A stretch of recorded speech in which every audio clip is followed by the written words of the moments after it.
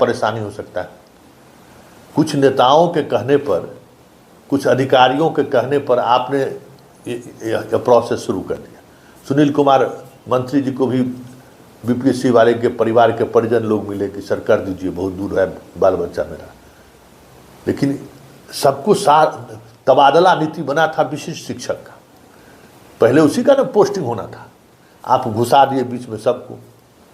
और ये आपको समझ में आ रहा है कि ये इस बात पर अगर सीएम के सामने में डिस्कशन हुआ तो फिर सफाई देने की स्थिति में नहीं होंगे, क्योंकि अब दीपक कुमार और आप में भी जो है सो पहले वाला इक्वेशन नहीं है।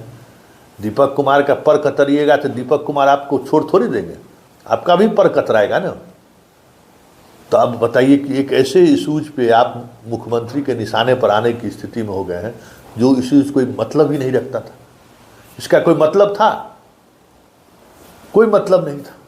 अब आप कह रहे हैं कि मंत्री ने कह दिया कि भाई हम जो जिस जिले में एक अनुमंडल है वहाँ हम अनुमंडल विभक्त करेंगे, बड़े अनुमंडल में जिला से बाहर किसी को जाने नहीं देंगे। तो इस पर क्या मंत्रणा हुई और क्या, क्योंकि ये मंत्री जो है आरजेडी के तो है नहीं कि नीतीश कुमार उसको उस एंगल से आप समझा दीजिए तो समझ जाएंगे। सुनील कुमार भी नीतीश के दुलारे हैं, प्यारे हैं वो भी, और वो भी ब्यूरोक्रेट हैं।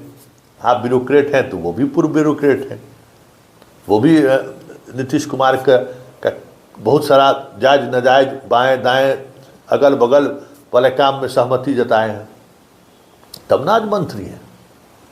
तो कहिए डीजीपी नहीं बनाए उनको तो उनको मंत्री बना दिए, तो सिद्धार्थ जी फंस गए ना। अब देखिए सिद्धार्थ जी अब इससे कैसे निकलते हैं, ये देखने वाली बात होगी, क्योंकि इनके जो चाहने वाले लोग हैं वो इनकी अच्छी घेराबंदी कर दी है।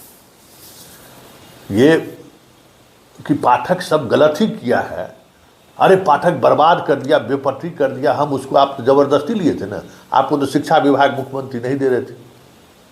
हमें ये पक्की जानकारी है और आप जानते हैं कि शिक्षा विभाग आपने जबरन लिया है कि सर हम उसको देख लेंगे हम।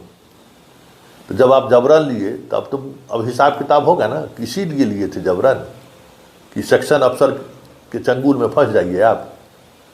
देखिए शिक्षा विभाग के लिए जो कमिटमेंट की ज़रूरत है ना, वो कमिटमेंट लेवल आपका नहीं है। जो मतलब अगर बेहतर चाहते हैं तो जिस स्तर तक उस विभाग में कुछ समय चाहे की ज़रूरत है उतना समय आपके पास नहीं है। आप मुख्यमंत्री का भी बहुत कुछ देखते हैं। तो बस चलते चलते बदलाव होने वाला नहीं है। प्रदेश की जनता के नाम संदेश देने से बदलाव होने वाला नहीं है। बदलाव तब होगा जब आप 100% कमिटमेंट के साथ हर एक फाइल पर नज़र रखेंगे। और यही वजह रही कि आप खुद अब जब एक एक बात सामने आ रहा है, जो चीज़ें छन कर सामने आ रही हैं, आप खुद असहज हो रहे हैं, आप खुद जवाब देने की स्थिति में नहीं है। आप तो जिला बदर, आप तो अनुमंडल बदर क्या, आप तो जिला बदर कर दिए सब। और इस तरीके का मतलब जेंडर बाइसनेस आप खड़ा कर रहे हैं ना, महिला और पुरुष के बीच जिस तरीके से आप मतलब जेंडर बाइसनेस खड़ा कर दिया कि मतलब ये दोनों एक दूसरे के दुश्मन हो जाए, आपका नीति तो उस तरीके का है। बीपीएससी शिक्षक और नियोजित शिक्षक आपस में इस तरीके का दुश्मन हो जाए, वो स्थिति आपने पैदा कर दिया। बीपीएससी का को चॉइस दे दिए कि बाबू तुम चॉइस में तुम जाओ चाहे नहीं जाओ। नियमित वाले को चॉइस दे दिए कि जाओ चाहे नहीं जाओ। और जो विशिष्ट शिक्षक आपके नियमावली के अनुसार परीक्षा दिया उसको आप जिला बदर कर दीजिए और बाकी सब अपना घर में रहेगा। बीपीएससी का जो चॉइस नहीं दे रहा है उसका कई का तो पंचायत में पोस्टिंग है, कई का अनुमंडल के अंदर में पोस्टिंग है, कई का नियमित शिक्षक वाले सब तो अपने गांव में है। तो ये जब शिक्षक एक संवर्ग में आ जाएगा, नियमित बीपीएससी वाले और विशिष्ट वाले भी, जब सब राजकर्मी हो जाएगा तो क्या नीति है? एक रूपता, जिस भाई रूल ऑफ वर्क है, इस काम में एक रूपता होनी चाहिए। एक पद पर बैठे हुए लोगों को आप एक रूपता से नियमावली नहीं बना है, तब ये बातें समझ में आ रही हैं। खैर चलिए, जहाँ आपने जिस जगह पे आपने हाथ डाला है ना, बहुत मुश्किल है वहाँ से बाहर मतलब बेदाग होकर निकलना। इसलिए चर्चा वैसे ही नहीं है कि लगातार शिक्षकों को फ़ोन कॉल्स आने शुरू हो गए हैं। आपका जो शिक्षा विभाग के उस पार पटेल नगर में जो चाय की दुकान है, वहाँ मलाई की बिक्री बढ़ गई है। आपके शिक्षा विभाग का जो कर्मचारी और सेक्शन अफसर है ना, आजकल खाली दूध वाला एकदम मलाई पर मलाई, दिन में 10-10 गिलास मलाई चल रहा है। आइए ना, मनपसंद पोस्टिंग मिलेगा, सब चीज़। अरे चलिए ना, नियम कानून अपने जगह पर है।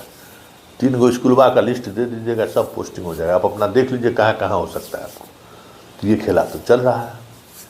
तो देखिए आगे आगे होता है क्या, लेकिन इतना तय है कि बहुत सारी बारीकी के साथ जो सवाल खड़े हुए हैं, उन सवालों के सामने आने से सिद्धार्थ असहज है और सरकार की फजीयत हो रही है। फजीयत ही नहीं हो रही है। नीतीश कुमार, मान लीजिए ये सारे शिक्षक कौन है? 4,000, 11,000, 12,000 में बहाल होने वाला शिक्षक आज 40-45 हज़ार वेतन पा रहा है। नीतीश के ही शासनकाल में ही ना।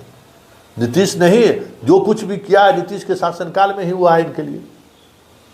लेकिन आज मतलब किए कराए पर पानी फेरने वाली जो बात होती है ना, कि भाई विशिष्ट शिक्षक बनाने का सरकार का नीतिगत निर्णय हुआ। गांधी मैदान से नीतीश कुमार क्या कहे, अरे हम हल्का परीक्षा लेंगे। चलिए दूर चाहिए, हल्का ने भारी परीक्षा आप लिए, लेकिन नियम में एक रूपता रहेगी ना। जैसे बीपीएससी वाले को अपॉइंट किए, पोस्टिंग किए, तो इसमें काहे नया नियम ला दिए? तो यही नए नियम लाने का जो तर्क मुख्यमंत्री के सामने सिद्धार्थ जी ने रखा था कि सबको परेशान कर दिया है पाठक, सब लोग घर से 70-70 किलोमीटर, 80-80 किलोमीटर भेज दिया है। यही तर्क दिए थे ना मुख्यमंत्री को, सब परेशान है। चंद बीपीएससी वाले के वजह से आपने ये तर्क दिया था, इसलिए सर नियमावली बदल देते हैं सर। बस हो गया, नीतीश जी को पढ़ा दिए उल्टा पाठ। और कर रहे हैं क्या? तो बीपीएससी वाले चंद छात्र या चंद शिक्षक, 1,000-2,000 शिक्षकों को ऑबलाइज करने के लिए, जो किसी मंत्री का रिश्तेदार है, रसूख वाले का बाल बच्चा है, ब्यूरोक्रेसी से जुड़ा हुआ है, उसको ऑबलाइज करने के लिए ये 1,40,000 को क्यों रोड पर लाने पर भिड़े हुए हैं? चलिए इंतज़ार कीजिए, बड़े सुधार की बात हो रही है। और ये जो सिद्धार्थ ने किया है ना, चुकता करना पड़ेगा इनको। ये निर्णय इनको दूर तक खदेड़ेगा। और कहीं चीफ सेक्रेटरी बनने का जो सपना पाले हुए हैं, वो सपना शिक्षा विभाग में लिए गए इस तालिबानी निर्णय के कारण बड़ा हर्डल बनकर सामने खड़ा हो जाए तो कोई बड़ी बात नहीं होगी। सिद्धार्थ जी याद रखिएगा इस बात को।